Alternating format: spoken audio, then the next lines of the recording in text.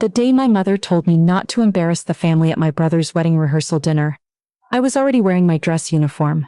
She said it the way she always said things like that, quietly, almost gently. The way you'd remind someone to wipe their feet before coming inside. Not cruel, just matter of fact. Like embarrassing the family was something I had a history of doing, and she wanted to get ahead of it. I hadn't been back to Kelowna in almost 2 years. My flight from Ottawa landed at Kelowna International just after noon, and I took a cab straight to my parents' house, rather than renting a car. I thought it would be a nice gesture, arriving without fanfare, without making it about me. I had learned, over the years, that the best way to survive time at home was to take up as little space as possible. The house looked the same blue spruce in the front yard that my father had planted when I was 7. The same cracked concrete on the front step that had been cracked since I was 12, and was apparently never going to be fixed. My mother answered the door before I could knock, which meant she had been watching for me, which meant she had things to say before I could put my bag down. "You look thin," she said. Then, "Don't embarrass us tonight." I didn't answer, I just smiled and said it was good to see her too. My brother Theo was getting married in 3 days. His fiancée, Isabel, was lovely. I had met her once before, at Christmas 2 years ago, and she had been warm and funny and had pulled me aside at one point to tell me that she thought what I did was incredible. I had liked her immediately, which meant I was more nervous about this weekend than I'd expected. Theo and I had never been close in the way people assume siblings are close. We grew up in the same house, ate the same Sunday dinners, sat through the same car trips to my grandparents' place in Penticton. But we had always wanted different things, and our parents had always made that difference feel like a competition. Theo went to UBC for business. He joined my father's real estate brokerage straight out of university. He bought a condo in West Kelowna at 26. He was, in every visible way, the child my parents had imagined when they imagined children. I joined the Royal Canadian Air Force at 19. My father never really forgave me for that. I don't think he understood it as a choice I made for myself. He understood it as a rejection of him, of his world, of the path he had mapped out quietly in his head. He never said any of this directly, of course. My father didn't say things directly. He said them sideways, through small comments and pointed silences, and the particular way he had of not quite looking at me when I talked. I had been a pilot for 8 years. I held the rank of captain. I had done 2 rotations overseas and 1 extended deployment to the Arctic, flying search and rescue. I had saved lives. I had logged thousands of hours. I had been recognized by my squadron, by my commanding officer, by people who understood what it meant to do the work I did. At home, I was still the one who had made a strange choice and hadn't settled down yet. The rehearsal dinner was at a restaurant in downtown Kelowna, right on the waterfront. One of those places with floor-to-ceiling windows and local wine pairings, and a prix-fixe menu that felt designed to impress people who needed impressing. Theo and Isabel had chosen it together, and Isabel's parents were paying for it, which my mother had mentioned to me 3 times in 2 days without explaining why she kept mentioning it. I wore my dress uniform. Not to make a statement, I want to be clear about that. I wore it because I had flown in from Ottawa with a limited bag, and because I had an early flight back on Monday, and because a dress uniform is, by design, appropriate for formal occasions. I also wore it, I'll admit, because some part of me was tired of shrinking, tired of arriving quietly and leaving without having been seen. My father and Theo were in the parking lot when my cab pulled up. They were standing near Theo's Audi with 2 men I didn't recognize. Isabel's father, I found out later, and her uncle, who had driven up from Vancouver. The 4 of them were laughing about something.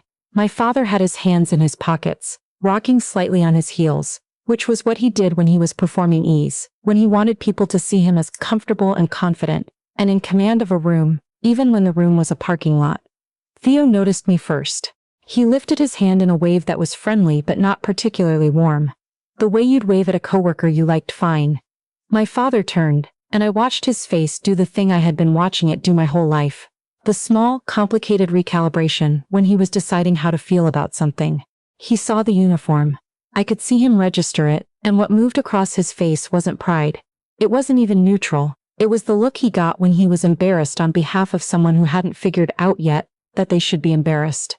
"What are you wearing that for?" he said. He said it low, almost under his breath, which meant he was aware Isabel's father was standing right there and he didn't want to make a scene, but he said it. He couldn't help himself.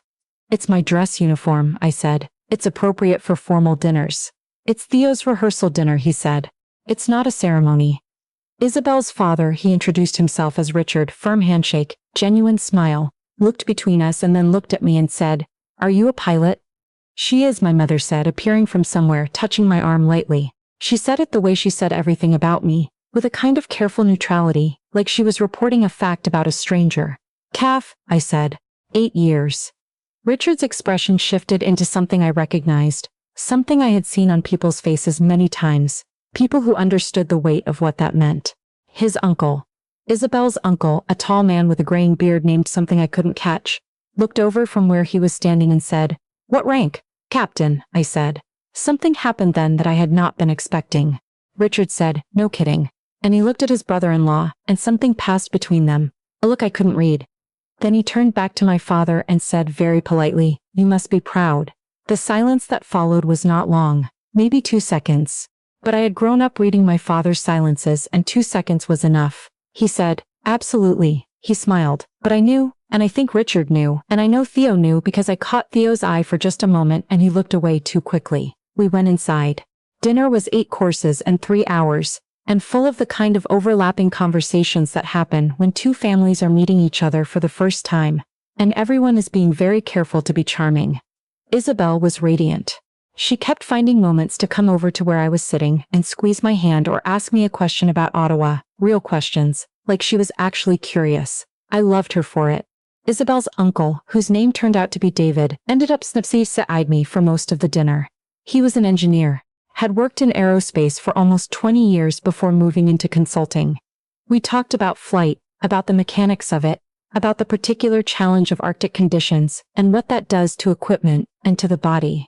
He was the first person in that room, maybe the first person at any family event in years, who asked me follow-up questions, who wanted to know more. Across the table, my father was doing what he always did at events like this. He was managing impressions, telling stories about the brokerage, about deals he had done, about property values in the South Okanagan, and where the smart money was going. Isabel's father was a developer from North Vancouver, and my father had decided, apparently, that this made them natural allies, and he was working to establish that alliance with the focused energy of someone at a professional networking event, rather than his son's rehearsal dinner. I watched him. I had been watching him my whole life, but that night felt different. I watched him perform for Richard, laughing at the right moments, leaning in with authority when he talked about the market, name-dropping projects and clients and neighborhoods. He was working so hard. He always worked so hard at this, at making people feel that he mattered, that knowing him was valuable, that his life added up to something worth respecting. I thought about the parking lot. I thought about the look on his face.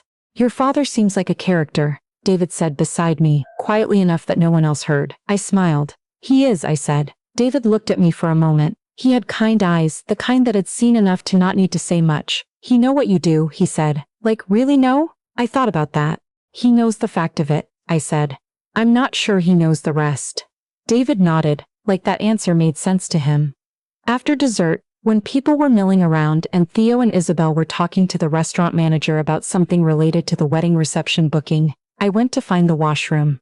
I walked past the small private dining room off the main corridor, the one the restaurant used for events, and through the glass partition, I noticed a group of people seated around a long table. A formal-looking dinner, placard name cards, someone at the far end with what looked like a provincial government insignia on the banner behind them. One of the event staff, a young woman with a tablet, stepped out into the corridor just as I was walking by. She looked at me, then at my uniform, then back at me. "Captain Whitmore?" she said. I stopped. "Yes? We have you on the guest list for the Regional Emergency Services Recognition Dinner." She glanced at her tablet. "You were listed as a confirmed attendee. We have your seat ready. Commissioner Faulkner has been asking if you'd arrived." I stood there for a moment. I had, in fact, registered for that dinner months ago, before I knew it conflicted with Theo's wedding weekend, and I had sent an email saying I would have to decline. Apparently the email had not reached the right person. "I think there was a mix-up," I said. "I sent a cancellation." "Oh," she checked her tablet again, frowning. "I don't have that on record. I'm so sorry. Commissioner Faulkner specifically mentioned wanting to acknowledge the Arctic SAR operation from last spring. Your name is in the program." The Arctic SAR operation from last spring. I had pulled 3 people out of a downed helicopter on Baffin Island in conditions that grounded every other aircraft in the region that day. I had not talked about it. I had filed my reports and gone back to my quarters and not slept well for a week. My parents had not heard about it from me. I didn't know how to explain something like that to people who would not know how to hold it. I told that staff member to please pass along my regrets to Commissioner Faulkner and explain the mix-up, and I turned to go back to the main dining room. My father was standing at the end of the corridor. I don't know how long he had been there. Long enough. His glass of wine was in his hand, and his face had the particular stillness of someone processing information they were not expecting. I don't know what he heard exactly, probably not all of it. But I know he heard Commissioner Faulkner's name. I know he heard Arctic Czar. I know he heard my name said by a stranger with a tablet, with the kind of certainty that comes from a guest list, from a program, from an event organized around the fact of someone's existence. We looked at each other for a moment. I could have said something. There was a version of me, the version who had driven home the need for his approval for most of my 20s, who would have wanted to explain, who would have handed him the information carefully, like a gift, and watched his face for the right reaction. I didn't. I walked back toward the main dining room. He followed, a few steps behind. At the table, David leaned over as I sat down and said quietly, "Everything okay?" "Fine," I said. "Just a mix-up with another event." He nodded and didn't press. For the rest of the evening, my father was quieter than usual. I felt him looking at me from across the table in a new way, not differently enough that anyone else would notice, but I noticed. I had been reading his face for 32 years. This was a different kind of looking. Theo caught it too, I think. At one point, late in the evening, he came and sat beside me while Isabel was saying goodbye to her parents, and he said, "What happened in the hallway?" "Nothing," I said. He looked at me. Theo and I didn't have the language for honesty with each other. We had spent too many years being cast as competitors rather than allies, but he had my father's eyes, and sometimes in certain lights, I could see the same tiredness in them that I felt in myself. "He's not going to say it," Theo said. "You know that, right?" I did know. I had known it for a long time. The hope that he would see me, really see me, had been the thing I carried for years like a stone in my coat pocket, so familiar I forgot I was carrying it. At some point, I had started to wonder whether I needed him to say it, whether the thing I was waiting for was actually his to give. "I know," I said.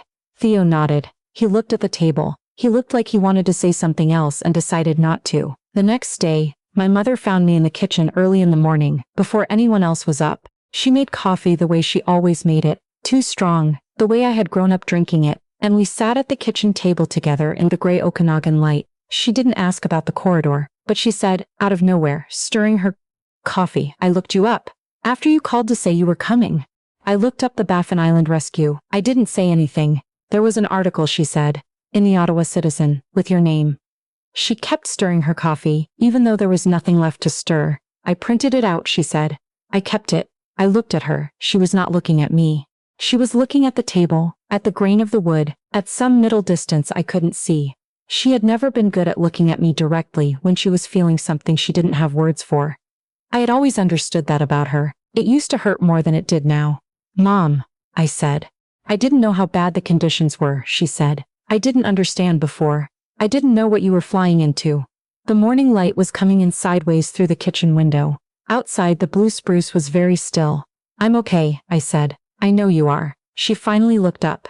Her eyes were dry, but barely. I know. We sat like that for a while, the two of us, with our too strong coffee in the quiet that had always lived between us. It wasn't a reconciliation. It wasn't a grand moment of understanding. It was just my mother and me at the kitchen table, which was maybe all it needed to be.